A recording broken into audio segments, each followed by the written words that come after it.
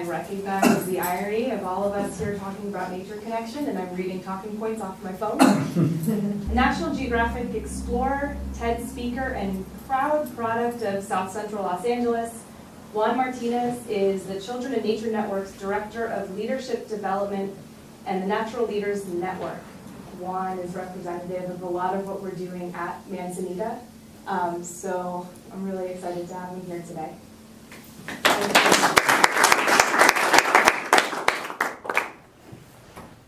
I was reading up and studying the guiding principles, and I picked 3 to kind of build my presentation to you today. And I look at this more as a conversation more than anything. So it'll be rigorous effort. Then we'll go to mentoring relationships, and then we'll go to collective responsibility. So I want to thank you guys for building the space and time for us to be together here today. I also want to recognize those of you over the age of 40 who are in this room today, because many of you were the ones who, when the time came to go to the ballots and give the right to Vietnam veterans who were losing their lives overseas to come back and have the right to vote at the age of 18, that was your generation. Many of you were the ones boycotting the grapes when we were fighting for a United Farm Workers Union. And many of you responded to the call to action of Dr. King and fight for the civil rights of everybody. And so that's your generation, and I represent, and I want to thank you for that. And I represent a generation that has been called the millennial generation. My generation is the last generation that will remember a time when we actually had to go to a wall where a phone was connected to it. My generation is the generation that remembers a time when TV went off. You saw the national anthem, and then there was static, and that was it. And my generation is the last generation to move the needle in terms of becoming a generation of service. And so that's the generation that I grew up in, and hence why when Rich and I were talking about the Children of Nature Network and what we would create together, we developed this idea of natural leaders, recognizing that every single individual has a natural talent and has a very innate natural leadership. And to call that out in very Manzanita style was going to be our effort from there on forward. And that's what we've dedicated what I've dedicated my life to in the last 7 years, is to organize natural leaders, young, diverse, millennial leaders throughout the country in 160 communities, 44 states, 3 countries, Canada, Australia, and Peru. And it's all about empowering individuals, empowering community for action. None of this would be possible without the call to action that Rich Lou set out for us in his book called Last Child in the Woods. And in that book, he coined a phrase called nature deficit disorder. And he'll be the first one to say that this is not a medical term. This is a term that he came up with to try to pinpoint what was going on in society. And that was the feeling that as the millennial generation, we would be the last generation to remember a time when you could ride a bike and go on to the right to nowhere. We're the last generation that doesn't have to get that didn't have to get a permit or file city permission slips to build a treehouse. And so with that came some very dramatic, and there's this very emotional impact about being connected to the outdoors and to nature.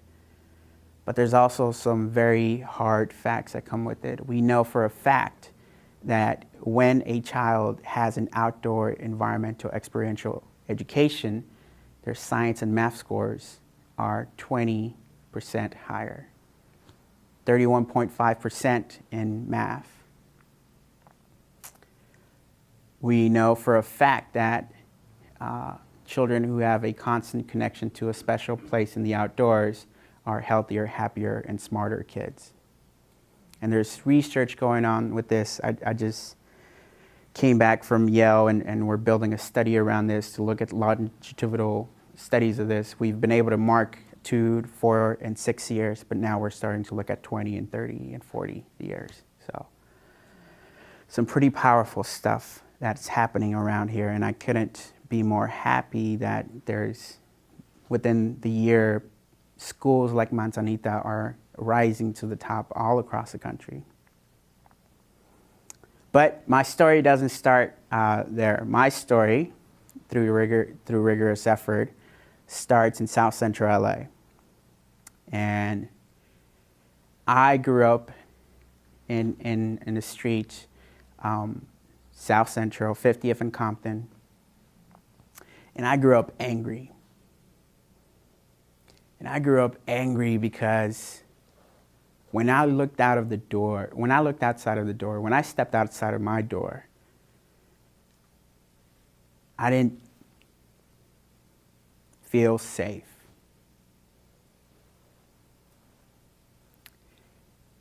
And for everything that my parents were doing, they were such good parents now. They pushed me to go to school. They were telling me to do good. They were telling me education was the way out. But when my dad would cash his check, it didn't make sense that he was working so hard and getting paid so little. And when he would cry himself to sleep because they couldn't pay rent at the end of the month. When my mom and my dad had to take food out of their mouths to feed my 2 younger sisters and I, it didn't make sense to me. And I was angry. And so when I looked outside of the door, the people that I saw taking care of their family and putting food on the table were gang members. And I decided at the age of 13 that that was going to be my life, that I was going to dedicate the rest of my life to ensuring that my family had a safe and secure future. And that if that meant that I was going to dedicate the rest of my life to gangs, that was going to be okay. That if I didn't live to see 21, that would be okay. That's a strange feeling to be in at the age of 13. But it wasn't always bad. It wasn't always negative. At times when we were homeless, the only place that my parents could take us to were public parks. One park in particular is Elysian Park. If you're a fan of Dodgers, and I hope you are, you know that Dodger Stadium sits in the middle of Elysian Park. And Elysian Park happens to be the second oldest park in the city of LA. It's also very rich in trails and picnic areas. And in times of trouble and down times, my parents would take us there with whatever little we could pull together to have a picnic, or as we call them, carne asadas. And we would go to the park, and my dad would look out to the park and take us on trails, and he would look out to this park and say, "This is your park." And I think about that inheritance of public land spaces, state, national, whatever kind of park, city parks are there. That's an inheritance that is bestowed upon generation after generation. That is a shared inheritance. But the fact that my dad took it upon himself to say, "This is your park," just made it that more special. And so I ended up going to Dorsey High School. And if you're familiar with LA culture, you know that Dorsey High School is the rival to Crenshaw High School. But Crenshaw and Dorsey aren't just rivals in the traditional sense of high school rivalry. They're also the birthplace of the two largest gangs to ever come about in U.S. history, and that's the Bloods and the Crips. And so here I find myself wanting to be a gang member and finding myself in the ripe environment to be a gang member. And I end up in detention. And in detention, they gave me an ultimatum. They said either you stay in detention or you go to this thing called Eco Club. And so for somebody that's trying to build a rep as a tough guy, it was a tough decision to make. But I decided to take that opportunity, and I've learned ever since then that there's nothing as powerful as an opportunity. And I decided to do just the opposite of that and take that opportunity and go to Eco Club. And the first thing Ms. Glenda Pepin gives us is a box of seeds. She didn't ask my name, she didn't ask why I was there, she didn't ask what I wanted to do. She said, here's a box of seeds, we're gonna go out to the garden and we're gonna plant, so pick your seed. And I picked jalapenos because I wanted to grow jalapenos. And I went back to the first time that my family and I had our own home, that we finally landed in our own apartment. And then through the back and through all the trash and picked up all the trash. And the first thing my parents did was break through concrete and look for the dirt plots. And in there, we started to plant. And I took this for granted. I took this for granted because for me, it was just another chore. It was just another thing to water. It was just another thing to clean out. I didn't know that they were passing down cultura and culture. So fast forward to this moment when I'm picking out the seeds and I see jalapenos and I recognize jalapenos because they're back home. And I was being such a messed up kid at that time that I wanted to show my mom that I could do something right, that I could do one thing right. Everything else was going so wrong. I was doing everything else the opposite way. That I wanted to show her that I could do this one thing right. And I decided to keep coming back to Eco Club and dedicate myself to growing the best jalapenos out there. And what I realized is that they tricked me. Because then all of a sudden I started to worry about photosynthesis and pH balance and soil irrigation systems and what would make my plants be the best jalapenos out there. And at the end of the semester, we came to the harvest and I gave my mom the harvest. And for the first time in my life, I felt like I had done something right. That was followed shortly thereafter by Ms. Glenda Pepin giving me a piece of paper and saying, you should apply for this. That in of itself, for somebody, a teacher, to give me a piece of paper and say, I believe in you enough that you should consider applying for this scholarship, meant the world to me. And it went back to that rigorous effort that we can make it if we try. And so the application was for this school, science school in a weird name state called Wyoming, and a weirder sounding school called the Teton Science School. I didn't know what I was getting into. All I knew is that it sounded good enough. When I took the piece of paper to my parents, they were so proud of me that somebody saw some potential in me to apply for a science school. And I went ahead and did it. And I got the scholarship. And I ended up getting on a plane for the first time in my life, getting on a charter bus for the first time in my life. And we arrive at the grounds, at the campus, but it's so dark outside, you can't really look out. And from the first moment, I realized that this isn't LA anymore. Because as soon as I step off the bus, I look up, and for the first time in my life at the age of 15, I saw more stars than I could count. For the first time in my life at the age of 15, I saw more stars than I could count.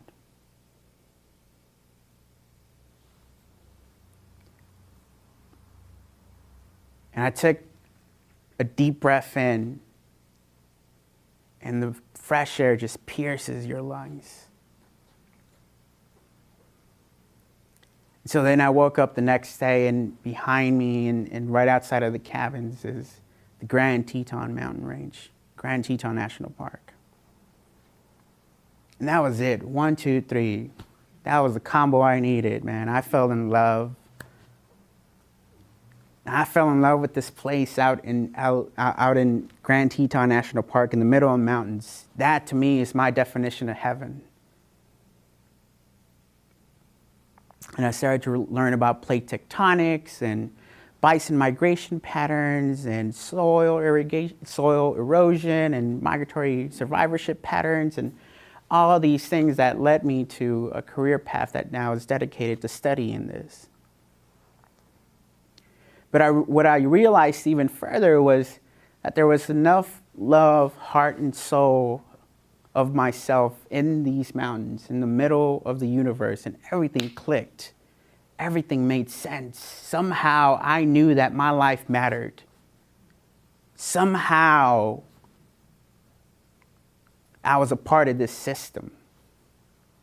I was a part of this web.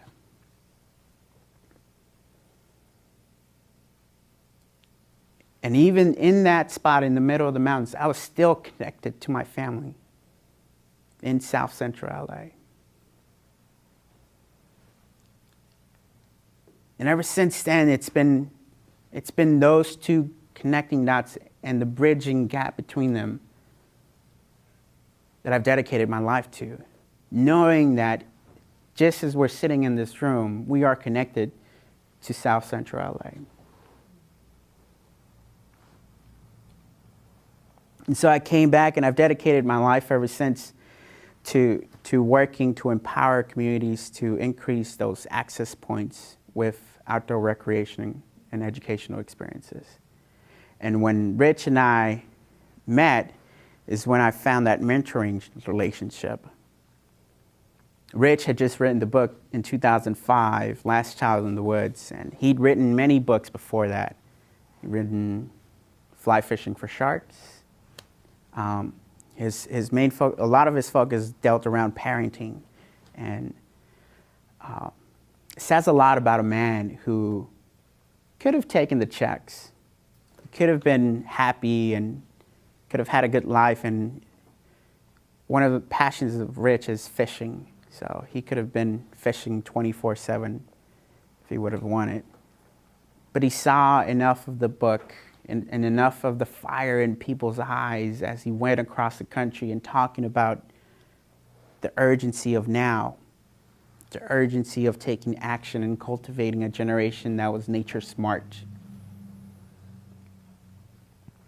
And when I met him a year after in 2006, he came to me and he said, "How come I'm not seeing a younger generation in the audience as I'm going across the country?"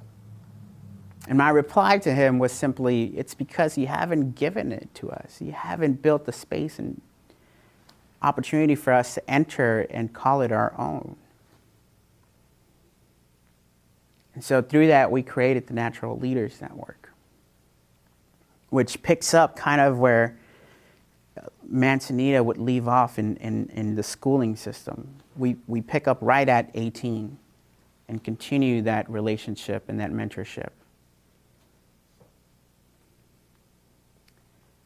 So we do that in a couple of ways. We do that by bringing natural leaders to a legacy camp that we call it in every year at a national camp at the National Conservation Training Center through some support with the U.S. Fish and Wildlife Service.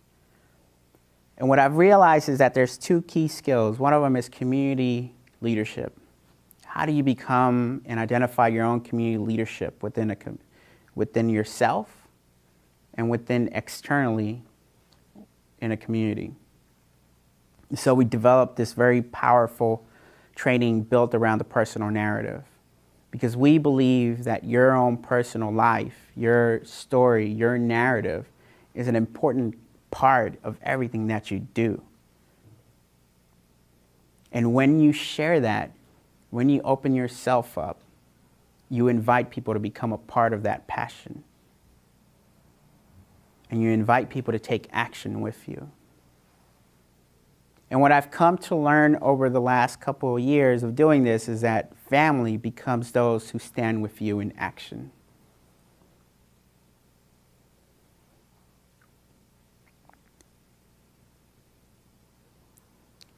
We're now at a place where the U.S. Surgeon General has given a stern warning to the millennial generation.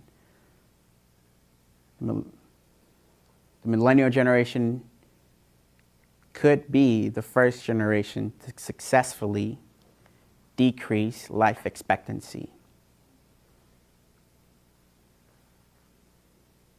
And that's due to a varied amount of variables: obesity, disease,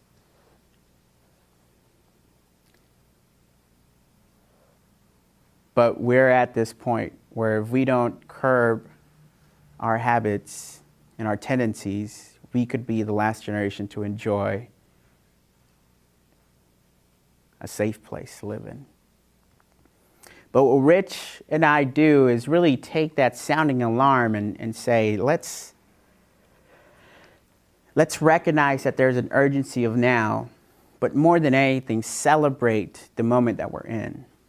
Celebrate that there is this generation that wants to be a part of the movement, that wants to connect with the outdoors, that whether they do it through direct experience or a hybrid mind, which is the merging of technology and nature together, as a new term, that could work too. And so today I stand before you as a National Geographic Explorer, a North Face Ambassador, 1% for the Planet Ambassador, youngest member to ever sit on the Sierra Club Foundation board. Many titles that I have, but at the end of the day, it's not about that. It's really about showing that there is a collective community in this, that if a kid from South Central can find himself in this movement, within the building of Manzanita School, within the Sierra Club, within the movement and the conservation legacy and the movement to connect every child with their own special place in their own home, that we all have a place for this. And that I encourage each and every single one of you to think about that one kid, that one family member who might not be as connected or as excited about your connection with the outdoors as you are. Sometimes all it takes is for that one person to give you that opportunity.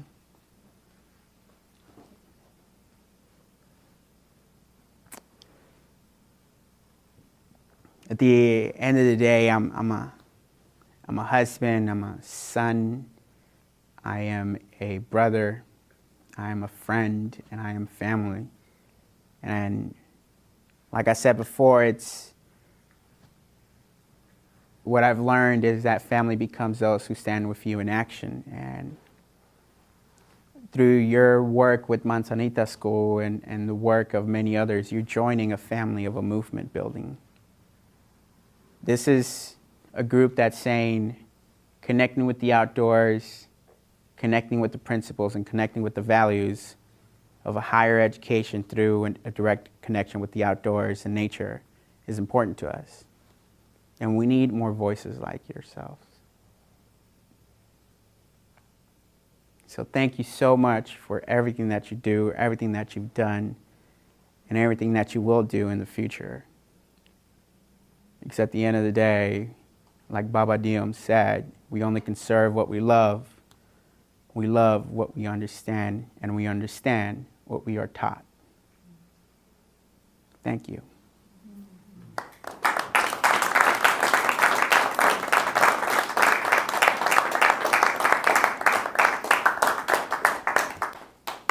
I'd like to hear more about what you're doing with these kids at 18. So when I came back from that experience in the Grand Tetons, I found myself kind of in this limbo in a bit. I was so passionate and I was so connected, and it took me a while to get to the point where I came back and I all of a sudden you go from this place that looks like heaven to the middle of South Central LA. And for me, that was a struggle to understand, and I kind of leaped over that point because I talk about my love and my soul in both these places, but I leaped over the fire of that place in between, that tension, because it felt like somebody had taken me to heaven, and then all of a sudden I was back in hell. And it took a lot of mentors to help me see the value of my family and my community, and that there was beauty in South Central LA. And so that's what we do with the Natural Leaders Network. Not only do we hand over these two skill sets, one of them is community leadership. How do you become a community leader?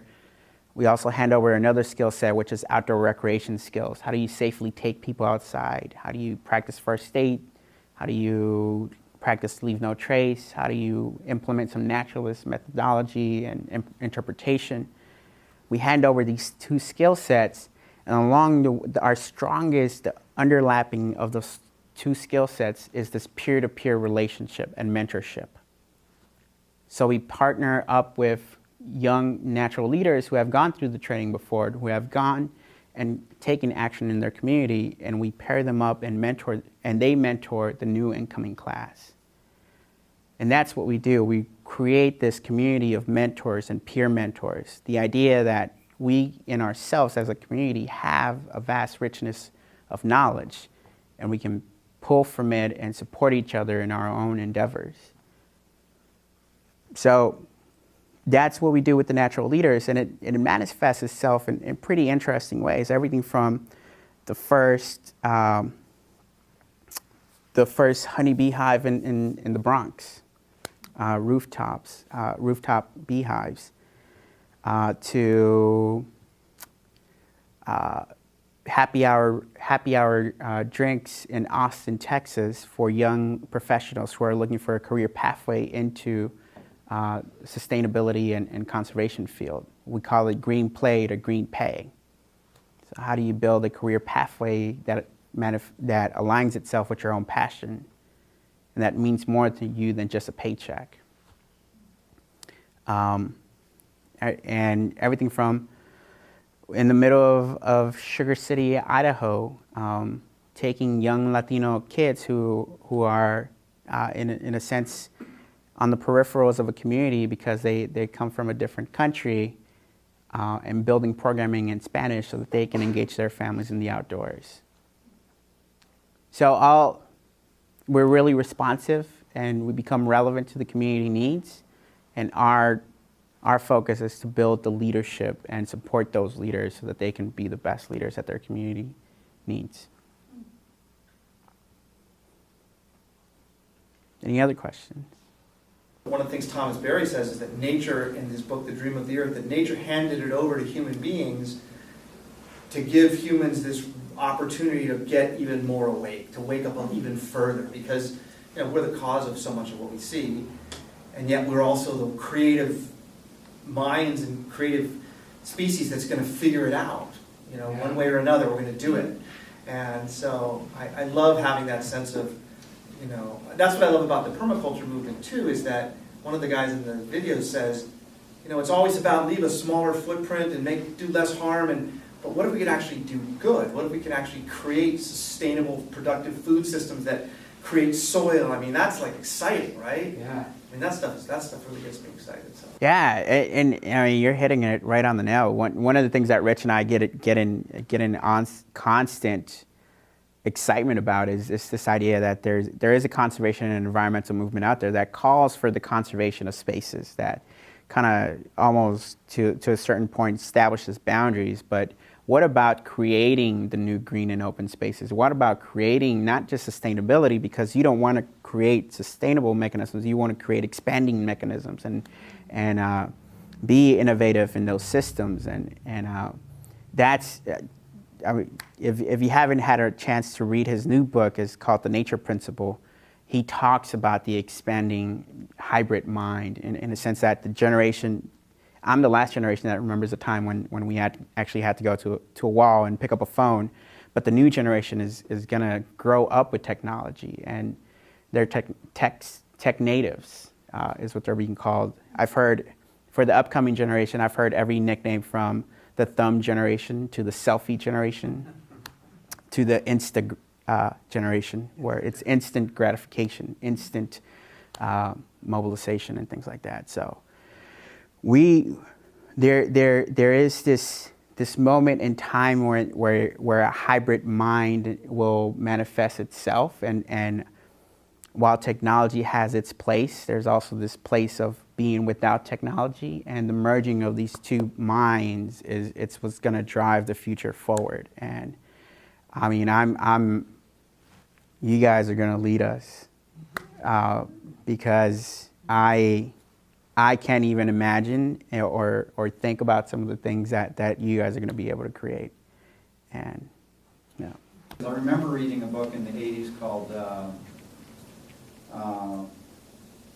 it was about nature for nature's sake. It was about nature for the sake of nature. And it came out of that Edward Raby thing. It was basically saying, you know, we need to build parks that aren't for our use. We need to build parks for nature's sake, for the sake of the park. No trails into the area, just for wildlife.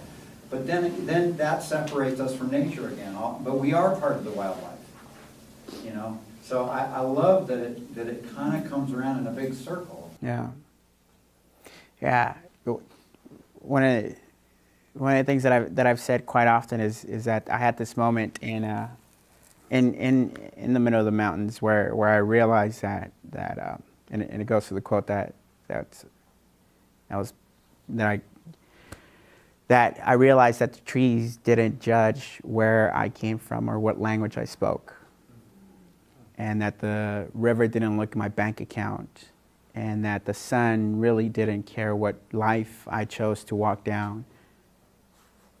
And if you've been camping, you know that mosquitoes really don't care who you are. And so it's kind of the most unjudgmental relationship that you can have. It's this connection with nature, and I really do believe that there comes a moment when you have to make that stance that this is my family, and that family includes everybody, and everything from the tree and the animals out there to everybody in this room. And my dad and my mom, I mean, they come from the land. My dad was working the fields at the age of 8. My mom, Zapotec, from Oaxaca. And it wasn't like the movies. They didn't pass down the culture, and we didn't have big ceremonies, and it wasn't like life lessons. But every once in a while, like my dad would pop in a piece of knowledge, and we'd be working on the car, an inanimate object. He would say, "You better take care of this car because it's going to take care of you."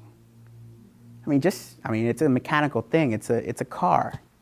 To me, but yet he was making this relationship with the car. I mean, if you can make a relationship with that inanimate object and recognize that there is subparticle action going on, everything from the carbon fuel that's being burnt that was sacrificed for your benefit to move around, if you can make that kind of relationship and you can connect those dots, I mean, then it's like the universe opens up. You start to connect the dots and see the relationships and become aware of the moment and time that you're standing in. Everything from the light to the fibers in my clothes, like it makes sense. I'm connected to this. I'm connected to you, and I'm connected to everything that is.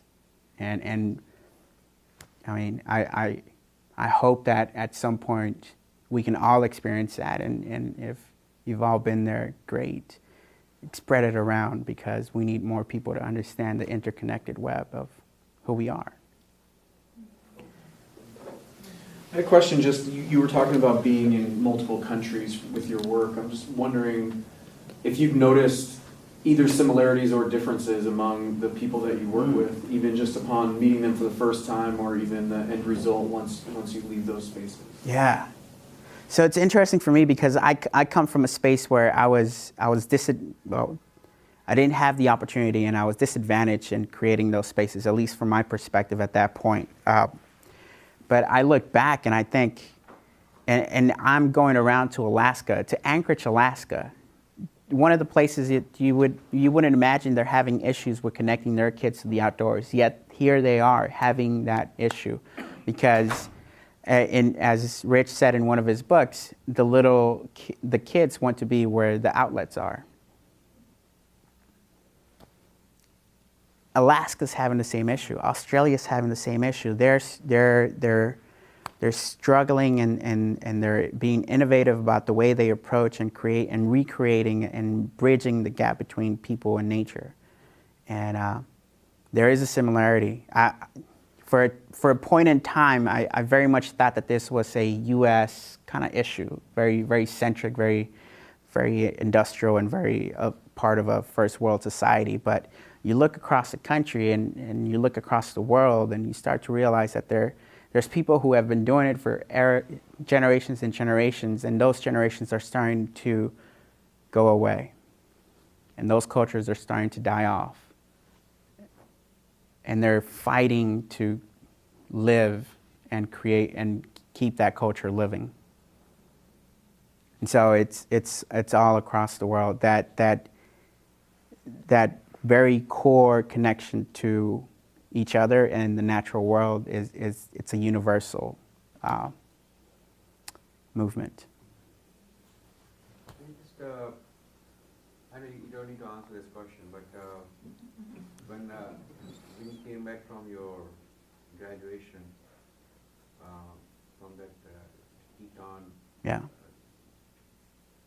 I'm just getting a sense that you may have felt at first that you're separate from others. Now, was that scary slowly to realize that you are not? That you're still the gang member, that you're all the same? Yeah. Was it scary to know that? Yeah, it was scary. It was scary because I came back with an experience and a connection that no one in my family, no one in my community could relate to. I felt like nobody could understand with that, and it took a lot of work and thinking through and being okay with recognizing that not everybody's going to have the same opportunity and the same moment that I have, because it's my moment, it's my story, and it's my narrative. But my ability to share that story and share that passion, and for it to come from within and help people connect the dots in a way that makes sense to them, that's what gave me peace of mind.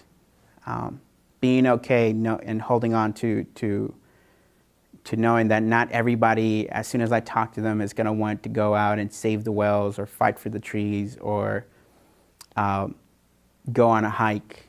I have to meet people where they are.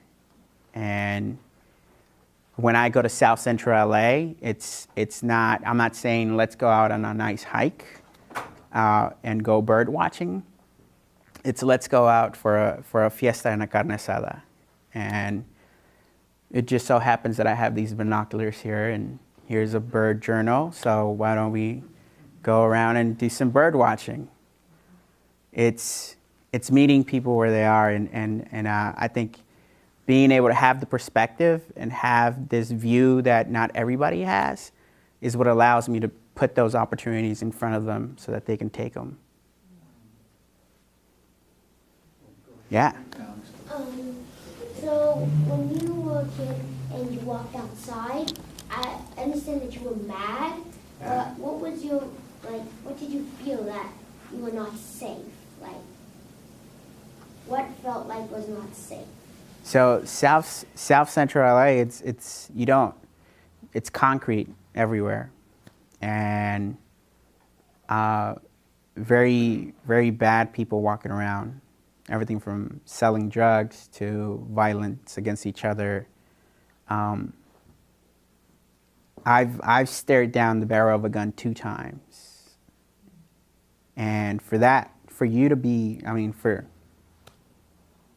those moments to come, and as a kid, those are the kind of moments that just make you not want to be a kid. And so you put up all these boundaries, you protect yourself in a sense. You put up all the shields, and you try to be the tough guy, and you try to be a bully, and you try to do the bad things that, and deep down inside, you don't really want to do. But because I felt like the world was being mean to me, I had to be mean back. And that's what made me not feel safe. Thanks for that. So as technology increases and becomes more and more prevalent in our lives, and it's easier and easier to go to a distraction, go to something that takes us away from our center, takes us away from the things that are challenging, the things that are rich in our lives as well. And nature seems to become less and less relevant on a personal level for so many people. And you know, the widening chasm between the CEOs and the dwindling middle class, and you know, so many more people joining the impoverished. What do we do? You know, I understand you're doing things, we're doing things. There is a small number of people who are making some big changes, but yet we're reaching such a small number of people, whereas technology and the path of the mainstream seems to be still on this very powerful divergent path. And I know that, you know, as Margaret Mead says, never doubt that a small group of committed individuals can change the world. Indeed, it's the only thing that ever has. So I hold that hope. Yeah. But, you know, what's your take on that? Yeah. So I've come to learn to view technology as a partner, because the moment you dismiss the power of technology, you're kind of cutting yourself short, because you think about how many people can share that same message and passion with you when you share it out in the world. And I think that's what technology allows us to do, especially social media. So you look at social media, Twitter, Instagram, Facebook, any of the major social media outlets, how many other people have been made aware of an opportunity because of social media. And I can't tell you, when we're recruiting for natural leaders, we do it heavily through social media, because that's where millennials live. That's where they are. And the idea behind our work is really to create those ambassadors, to move the needle forward. And I think it becomes, you start to multiply those small groups. There's an awesome video that I think, if you haven't had a chance to see it, or naturally it would be on YouTube. So it's called Dancing Guy and Starting a Movement. And so it's this guy at a music festival, and he's just going at it and dancing all by himself. And the guy narrating is kind of walking through the whole steps of what it takes to build a movement. It takes this one crazy, like, passionate person, and I think you have that guy here that sounds the bell and is just unrelentlessly pounding and saying, this is important, this is of value. And then the people that matter, the people that really make that movement, are the people that come right behind them. The first and the second, the third. Those 3 people are the ones that, like, you start to build the movement. Then it starts to become a party. They say to the rest of the world, it's okay to become a part of this. It's okay to come and dance. And then all of a sudden you see a swarm of people just come and start dancing with the guy. I think we're starting to get to the 1 and 2. We're starting to get more dancers with us. We're starting to really sound and build our music and really build the movement, we're going to get the third soon. So I think we're right there. I've been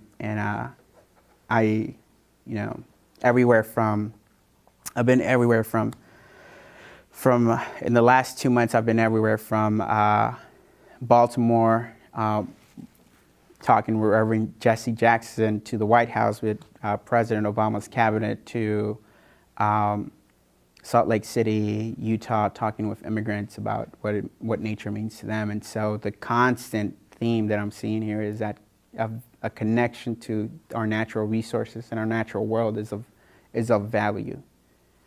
And that's a conversation that, at least when I first entered this space 15 years ago, wasn't happening at this level.